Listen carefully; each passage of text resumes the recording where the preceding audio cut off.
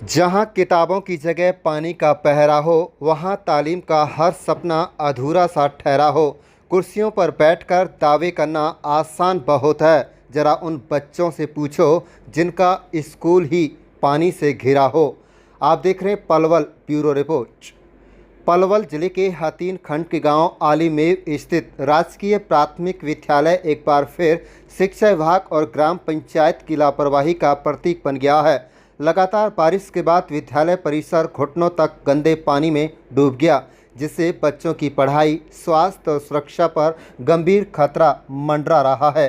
विद्यालय पहुंचने वाले छोटे छोटे बच्चों को गंदे पानी से होकर कक्षाओं तक जाना पड़ रहा है, जबकि कई अभिभावकों ने संक्रमण और हादसे की आशंका के चलते बच्चों को स्कूल भेजने भी कम कर दिया है। ग्रामीणों का कहना है कि यह समस्या वर्षों पुरानी है, लेकिन शिक्षा विभाग, प्रशासन और ग्राम पंचायत अब तक इसका स्थायी समाधान नहीं निकाल सके।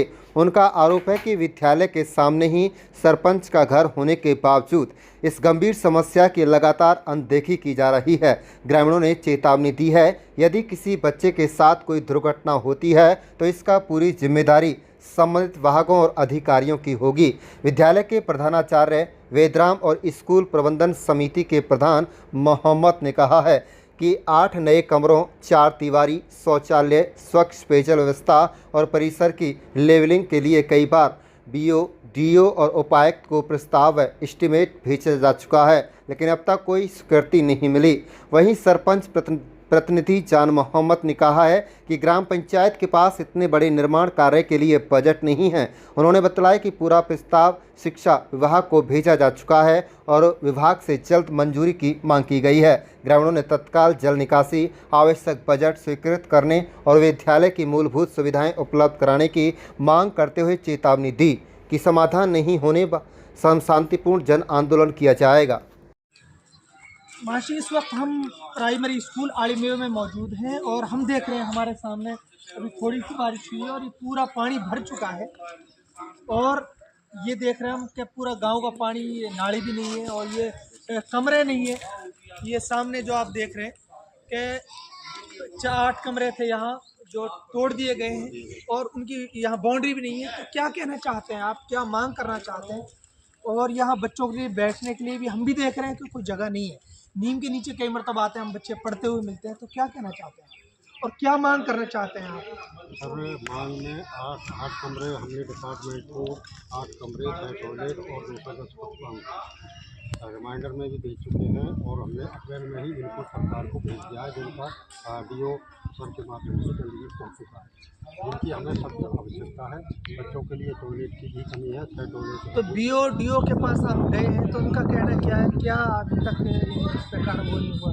इतने दिन इतना बड़ा, क्योंकि हादसा भी होता है, बच्चे वहाँ से आएंगे तो पढ़ने के लिए तो अगर 1 हफ्ता ऐसा लग जाएगा तो बच्चे आ नहीं पाएंगे, पानी सूख नहीं पाएगा।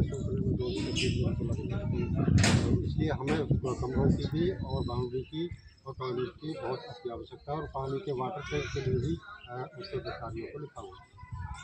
तो ये जो पानी की निकासी का कोई रास्ता नहीं है, क्या वजह है ये पानी यहाँ पर? बना हुआ है, लेकिन वो जिसकी जाली जो होती है वो बंद है, इसलिए पानी धीरे धीरे नीचे जाए, इसमें समय लगेगा। तो ये आलीमेव का प्राइमरी स्कूल है। हमारे साथ में हेडमास्टर साहब भी हैं और प्रधान जी भी, जो एसएमसी के प्रधान हैं। तो हम आज आए हैं तो हमने पूरा स्कूल का विजिट किया है, देखा है। और ये देखिए, बच्चे भी अभी पानी में बेचारे निकल रहे हैं और बड़ा मुश्किल होता है निकलना भी। और जो पढ़ने वाले बच्चे जो उस साइड के हैं तो वो किस तरीके से आ पाएंगे, आप वो देख सकते हैं। और तकरीबन कम से कम 2 से 3 दिन तो पानी निकलने में लगेगा। और जो कीच हो जाती है, जो रिटर्न होती है, वो अलग ही होती है। खैर, इधर अभी बाउंड्री की सख्त ज़रूरत है। सरकार से इनकी मांग है और कि जल्द से जल्द इसकी बाउंड्री की जाए और बाउंड्री के साथ साथ में कमरों का जो एस्टीमेट भेजा हुआ है 8 कमरों के लिए, यहाँ सख्त ज़रूरत है। और बच्चे जो पढ़ते हैं वो नीम के नीचे बैठ के पढ़ते हैं। और हमारे साथ प्रधान जी मौजूद है। प्रधान जी क्या कहते हैं इस मामले में? आप भी अपनी बात रखिए। देखिए, हमने 3 या 4 महीना पहले ये 8 कमरे कंडम कर दिए थे। 4 दीवारी 2 से 10 फुट की इसकी लंबाई है। तो हमारे पास बच्चे को बैठने के लिए कोई किसी भी तरीक़ा की व्यवस्था नहीं है। तो ये कमरे भी अगर देखा जाए बारीकी से तो कंडम के लायक भी है। तो इसमें भी एक ऑफिस है हेडमास्टर साहब का, और 4 कमरे इधर हैं, ये भी कंडम है, और एक कमरा इधर है, घुमाइए कमरा, ये भी कंडम है। तो अब हम आपके माध्यम से हजरत आप यहाँ आए हैं, आपका यहाँ आना खैर मुकद्दम हो, और हम आप भरोसा भी करते हैं आप इस हमारी बात को सरकार तक पहुँचाएँगे। हमें सबसे पहले तो इस चीज़ का बहुत दुख हो रहा है कि आज तक कोई पत्रकार यहाँ नहीं आया।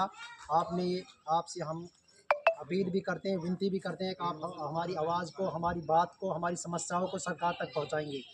तो यहाँ ना बच्चों को बैठने के लिए कोई व्यवस्था है, ना बच्चों को पानी की कोई व्यवस्था है, ना बच्चों को लैट्रिन बाथरूम की कोई व्यवस्था है, ना बच्चों को पढ़ाने के लिए स्कूल स्टाफ की कोई किसी भी तरीक़ा की व्यवस्था है।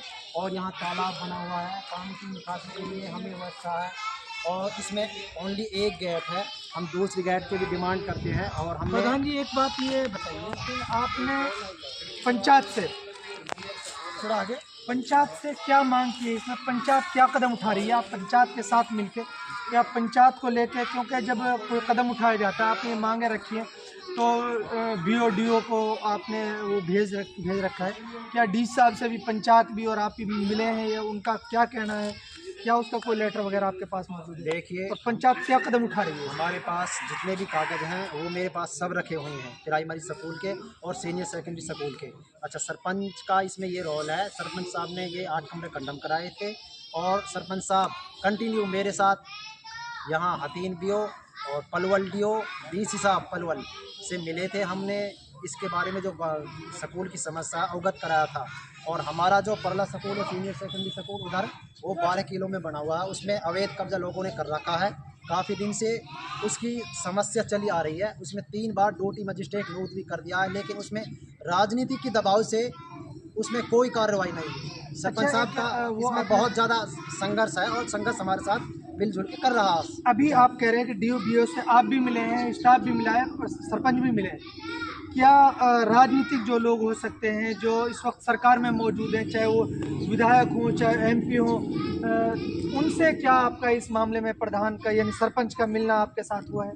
हाँ, उससे मिलना हुआ है हमारा सरपंच साहब का। उसको बोला है पर्सनली, आप हमारे गांव डी साहब से भी आप और पंचायत मिली है इसमें? हाँ, इस विषय में मिली है। तो उनका कहना क्या है? उनकी तरफ से कोई लेटर जारी हुआ है? क्या कहना है उनका? अब से पहले हमारा DC साहब था, उसका तबादला हो चुका। दूसरा DC साहब आए, उसको हम अवगत कराएंगे। और हमारे जो हकीम से विधायक है इजराइल साहब, और उन्होंने इस स्कूल में अड़चन डाल रखी है। एक्चुअल बात तो ये है हजरत जी। तो क्या आप उम्मीद कर रहे हैं, क्योंकि आप तो इस वक्त सरकार में हैं और आप तो तकरीबन कई साल आपको सरपंच यानी सरपंच पंचायत को चलते हो गए, तो उन्होंने अब से पहले BJP का यहाँ से विधायक रहा है, MP यहाँ से, प्रशासन से, तो क्या अभी तक ये कार्रवाई या अभी 4-5 महीने से ये कार्रवाई शुरू हुई है, पहले से भी ये कार्रवाई पंचायत में शुरू कर रही है? देखिए, हमने जो एस्टीमेट यहाँ हतीम DO पलवल के माध्यम से चंडीगढ़ भेज रखे हैं, और अब ये सरकार का काम है हजरत, कब तक बजट सैंक्शन करती है सरकार, और टेंडर कब तक इनको लगवाती है। जो हमारा काम था स्कूल स्टाफ का, असमसी प्रधान का और सरपंच साहब का, वो कर दिया। अब सरकार के हाथ में कब तक इसको बजट को देगी। तो देखते हैं, अभी ये सरकार से मांग है कि कब तक ये स्कूल की दरदशा है, और ये 1905 का स्कूल है, और 1905 का मतलब ये है कि 100 साल से प्लस इस स्कूल को होगा, और इसकी हालत आप देख ही रहे हैं। और इसमें ना बैठने की व्यवस्था, ना लैट्रिन बाथरूम, पानी पीने की कोई व्यवस्था नहीं है। तो जल्द से जल्द हम उम्मीद करते हैं सरकार से कि इसका समाधान किया जाए, और बाउंड्री सबसे पहले इसकी बाउंड्री करवाई जाए।